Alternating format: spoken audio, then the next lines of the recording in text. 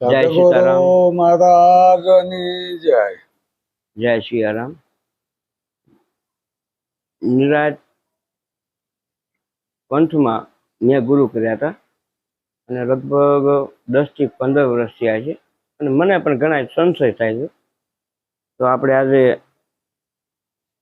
નિરાજ પંથના પોસાભાઈ, એમને મારા આચાર્ય પોસાભાઈ, એમને મારો સંશય છે, એક પ્રશ્ન છે, એ પૂછું.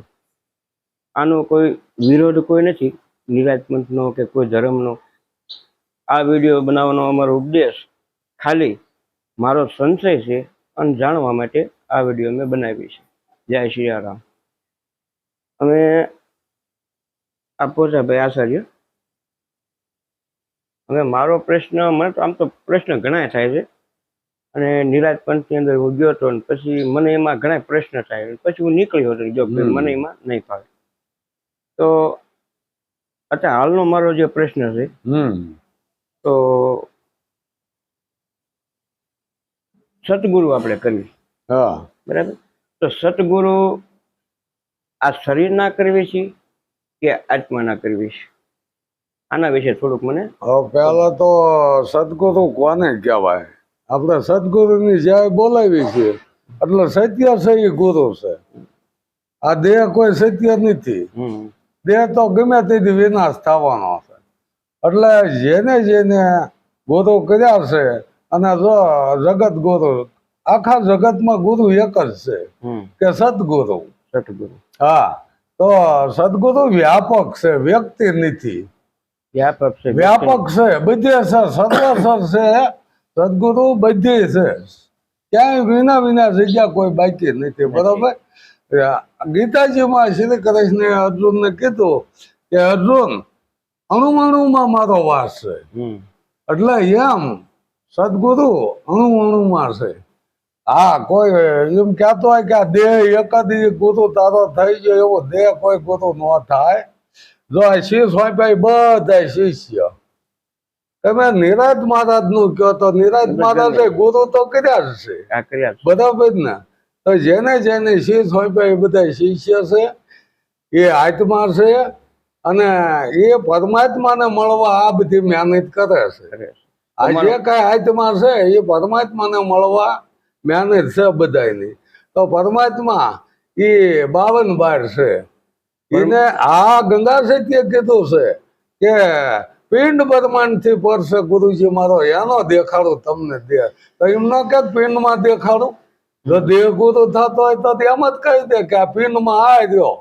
એમ નથી, પણ કે પિંડ બ્રહ્માંડ થી પરસે ગુરુજી મારો, એનો દેખાડું તમને દેહ.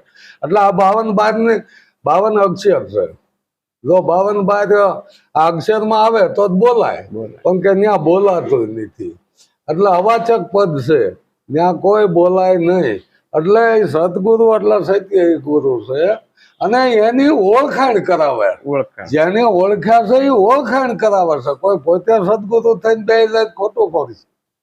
એની સદગુરુની ઓળખાણ કરાવે. ઓળખવા જેવું છે, જાણવા જેવું છે, થવા જેવું નથી. સદગુરુ થવા જેવું નથી, એ ઓળખવા જેવું છે, જાણવા જેવું છે.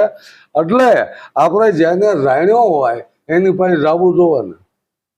જેને જાણ્યો છે એની પાસે જવું જોઈએ. જો આપણને ન જણાવે તો એમ માનવાનું કે ખોટું. પરમાત્માની ઓળખાણ ન કરાવે તો આપણે એમ માની લેવાનું કે આને ઓળખાણ થઈ જ નથી. બરોબર ને? અત્યારે તો ઘણા ગુરુ થઈને બેસી ગયા છે, પણ જેને પોતાને જ ખબર ન હોય એ આમાં શું ઓળખાણ કરાવે? બરોબર ને? એટલે જવાનું કારણ એ છે કે જેને ઓળખાણ થાય છે એ ઓળખાણ કરાવે, અને તે તમને માર્ગ બતાવશે. એ માર્ગે હાલવાનું તમારે જ રહેશે. અનુભવ હાલવો એટલે એક અનુભવ કરવાનો. અનુભવ છે ને એ દુનિયાનો રાજા છે. અનુભવમાં જે તમારે આવે એ તમે રજૂ કરો આમાં આગળ, તો એ 5 જણા કે ના ના તમારી વાત બરોબર છે. આ નરસિંહ મહેતાના પદ છે, કબીર સાહેબના પદ છે, મીરાબાઈના છે, ગંગા સતીના પદ છે. એ પોતાના અનુભવ છે. ભજન એટલે એક અનુભવ જ કહેવાય. જો એને અનુભવ જે થયો છે એને વાણી દ્વારા રજૂ કર્યો છે. અને અત્યારે આપણને હાલમાં એ ઉપયોગી લાગે. કોઈ તમને સમજાવતું હોય પરમાત્મા વિશે તો તમે કોઈ પણ વાણીનો પુરાવો લઈ શકો છો. એમ નહીં, હું એમ કહેવા માંગુ છું, ગુરુ મને હું ગુરુ કરાવવા ગયો સદગુરુ, હા તો હા મેં સદગુરુ શરીર માટે મેં કરાવ્યા છે કે આત્મા માટે કરાવ્યા છે? તે તમારા આત્મા માટે, તે આત્માનું કલ્યાણ કરવા માટેની જ આ વાત છે. કોઈ કહે છે ને કે આત્મા અમર છે. એક ભાઈની કોમેન્ટ આવી હતી કે આત્મા એક જ અમર છે, અમર. બીજું કઈ અમર છે નહીં. તો આ પાંચ તત્વ જે રહ્યા, પાંચ તત્વ ક્યાંય વિયા નહીં જતા. તત્વ ભળે જાય. પાંચ તત્વથી આ પૂતળું બન્યું છે, આ દેહ બન્યો છે, બરોબર ને? હવે આનો વિનાશ થાય એટલે એ પાંચે તત્વમાં ભળાઈ જાય. ભળી જાય. એટલે આનો કઈ વિનાશ નથી. પણ જે મેન વાત ક્યાં છે, પરમાત્માની વાત આવી. એટલે ગુરુ મળે આત્માને કરવા, આત્માથી નહીં, પણ હા ગુરુ આત્મા માટે કરવા જોવે છે. ગુરુને ગુરુ આત્માને કરવાના ને?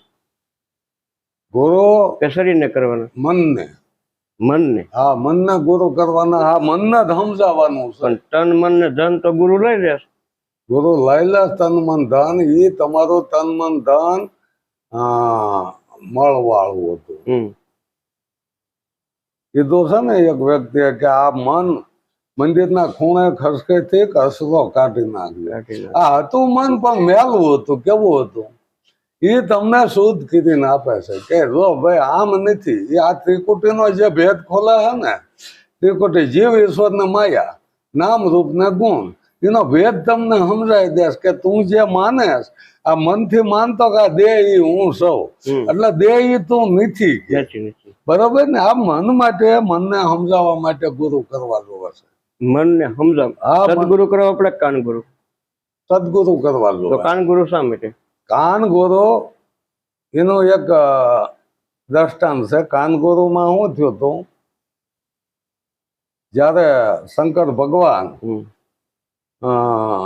જયારે એ નાશ કરતા અને ત્યારે એમને આ બીજ પડે છે. પછી બીજ લઈ અને કીધું કે કોઈ કુંવારી જગ્યાએ આને પધરાવજો. હવે આને અંજનીને ખરાબ હોય છે કે કુંવારા લાગશે.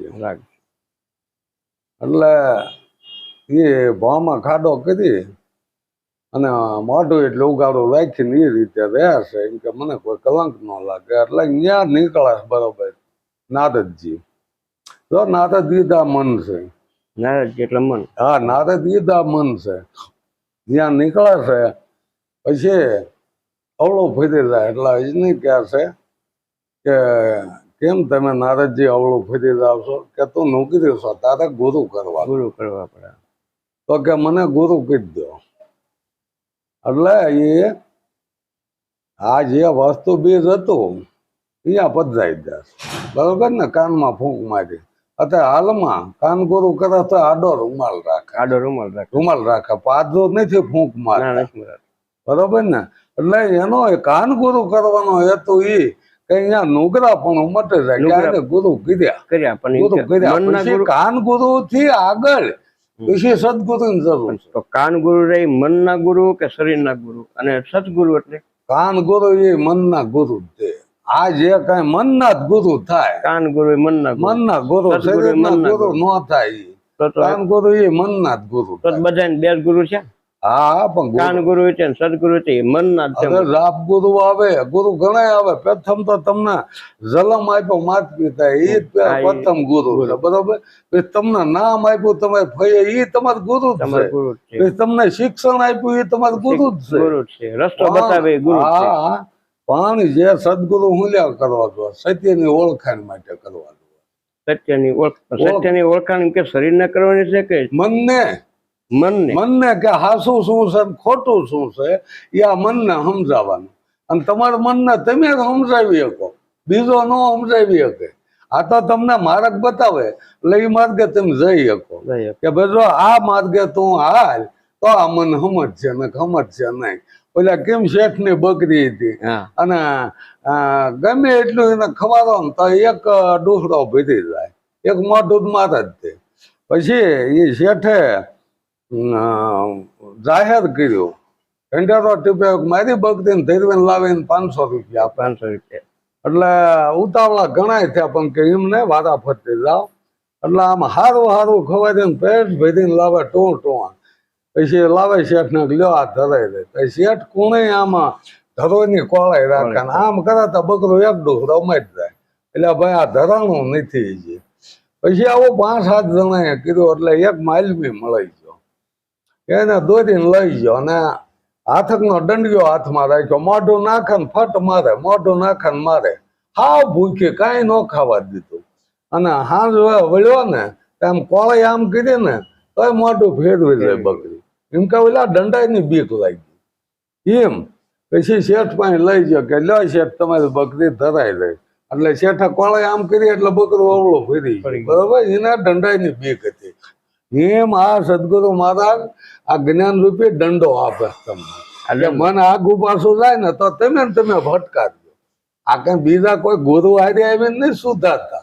તો પછી સદગુરુ રહ્યા હા એવડે માનો કે આપણને કે ભાઈ અગરબત્તી ન કરવી તો નહીં કરવાની. હે અગરબત્તી તમારી ઈર્ષાની વાત એટલે સદગુરુ એમ કહે છે કે ઝુકતી મુક્તિ નહીં, અગરબત્તી નહીં. તાસીર પ્રમાણે આ બધી જ્ઞાન ક્યારે થાય ની તાસીર પણ આપણે એક જ પાવર હોય અહીંયા 0 લગાવો તો હાવ ડીમ થાય એ ફોક્સ મારો પાવર એનો એ હામો ન ટકાય બરોબર ને એટલે જેને જેટલું સમજાય જેટલું કેશઅપ કરે એટલું કરી શકાય બરોબર.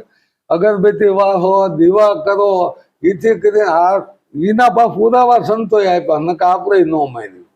હા નરસિંહ મહેતાનું પદ છે આત્મા તત્વ ચિહ્નો નહીં સાધના સર્વે રૂઠી આત્માને ઓળખો ન હોય ને તો સાધના બધી જપ કરો તપ કરો તીરથ કરો એથી કરીને હું થયું બરોબર ને.